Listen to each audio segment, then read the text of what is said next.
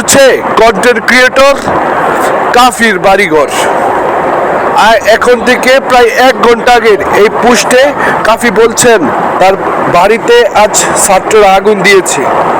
তিনি বলেছেন একটি স্ট্যাটাসের মাধ্যমে, যেখানে তিনি দাবি করেছেন এই দেশ স্বাধীন করেও আমরা স্বাধীনতা লাভ করতে পারিনি, আমি নিরাপত্তা পাইনি, যেই নিরাপত্তার জন্য 5ই আগস্ট আমরা মাঠে নেমেছিলাম, সেই নিরাপত্তা আমি পাইনি।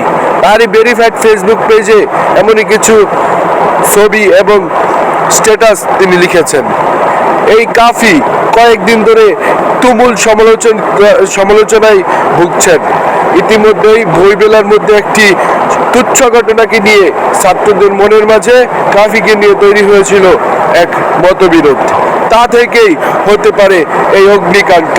পুড়িয়ে দেওয়া হয়েছে কাফির সকল সম্পত্তি। তিনি বলেছেন আজ থেকে আমি নিঃস্ব হয়ে গেলাম, কারণ তার বাবা মা ভাই বোন থাকা সত্ত্বেও ওই বাড়ির মধ্যে দুর্বৃত্তরা বা ছাত্ররা আগুন দিয়ে দিয়েছে, সেখানে পুড়ে গেছে কাফির সকল কিছু।